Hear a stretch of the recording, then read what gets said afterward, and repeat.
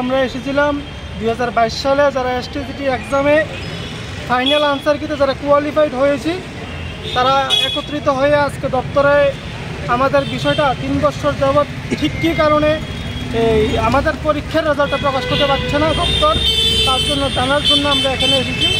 কিন্তু আমরা দুর্ভাগ্যক্রমে জয়েন্ট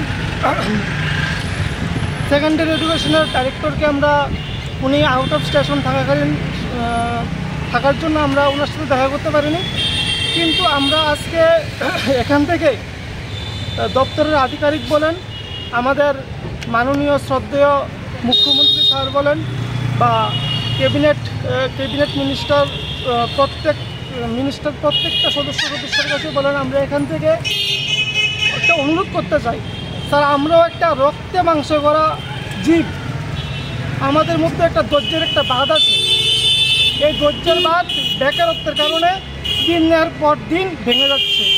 আজকে 3 বছর অতিক্রান্ত হওয়ার পরেও আমরা যখন আমাদের পরীক্ষার রেজাল্টটা পাচ্ছি না, তখন যে সমস্ত বয়সোত্তীর্ণ দাদা দিদিরা অভারেজ হয়ে যাচ্ছে বা অভারেজ হয়ে গেছে, তারা আজকে একটা চিন্তার মধ্যে আছে।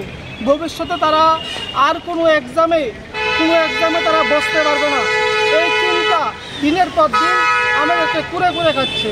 আমরা চাই সিএম স্যার আমাদের 2022 সালের এসটিজিটির বিষয়টা নিয়ে একটু নজর দিক এবং আমরা যারা কোয়ালিফাইড হয়ে রেখেছি এই রাজ্যে শিক্ষক স্বল্পতা দূরীকরণের লক্ষ্য নিয়ে আমাদের সকলকে যাতে একসাথে স্যার নিয়োগ করে, সেই বিষয়টা আমরা স্যারের কাছে একটা আবেদন আকারে রাখতে চাই। আমরা আজকে দপ্তরের মধ্যে আধিকারিকদের পাইনি, কিন্তু আমরা বেশ কয়েকদিনের মধ্যেই সবাই সাথে আলাপ আলোচনা করে আমরা সিএম স্যারের সাথে কীভাবে সাক্ষাৎ করা যায় সেই বিষয়টা নিয়ে আলোচনা করব। এতটুকু বলার ছিল আজকে এখানে। আমরা এসটিজিটি 2022 সালে যে ক্যান্ডিডেটের কোয়ালিফাই করেছি সেটা নিয়ে আমরা বারংবার এখানে আসছি এবং আমরা সেই আশা নিয়ে আসি যে অতি সত্বর আমাদের রেজাল্টটা আউট করে আমাদের স্কুলে মানে বিদ্যালয়মুখী করবে। আমরা আমাদের যে 2022 সালে যে নোটিফিকেশনটা আউট হয়েছিল সেটার মধ্যে কিন্তু আমরা অবগত আছি যে ডিক্রিজ ইনক্রিজ কথাটা উল্লেখ নেই। তো সেহেতু আমাদের যে এসটি মানে পোস্টটা আছে সেই এসটি পোস্টটা না তো ডিক্রিজ করা সম্ভব হবে, না তো ইউআরের যে ইনক্রিজ করা যায়, সেই বিষয়টা নিয়ে আমরা অবগত আছি।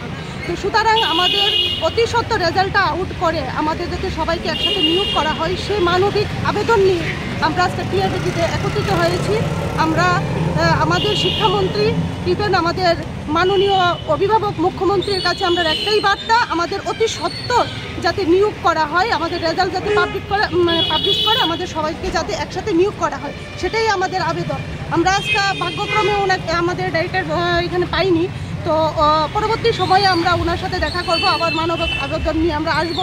আমরা এই জন্য অবগত আছি যে আমরা ওনার কাছে আশা রাখছি যে আমাদের সেই যাতে আমাদের নিবেদন আবেদনটা যাতে উনি শুনেন এবং আমাদের যাতে অতি সত্বর নিয়োগ করেন। কতজন পরীক্ষার্থী কতজন? পরীক্ষার্থী কতজন? 8000। এখন আপনারা বর্তমানে আছেন কতজন যারা? সেটা আমাদের জানা নেই, সে বিষয়ে আমরা রেজাল্ট তো এখনো দিইনি না, সে বিষয়ে আমরা জানি না। আমাদের ফাইনাল আনসার কি দিয়েছে বটে, কিন্তু আমাদের মেরিট শিট এখনো আউটলিস্ট করা হয়নি, আমাদের রেজাল্ট দেওয়া হয়নি, সে বিষয়ে আমরা জানি।